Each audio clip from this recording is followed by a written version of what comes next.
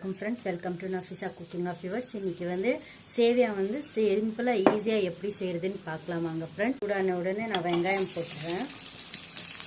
இஞ்சி பூண்டு நல்லா ரெட் ஆயிடுச்சு. இப்போ இஞ்சி பூண்டு போட்டுக்கலாம். அப்புறமா மஞ்சள் தூள் 1 ஸ்பூன் போட்டுக்கலாம். தூள் ஒரு 2 டீஸ்பூன் போட்டுக்கலாம். நல்லா இருக்கும் டேஸ்ட். மிளகாய் பொடி 1 டீஸ்பூன் போட்டுக்கலாம். சேர்த்திடலாம்.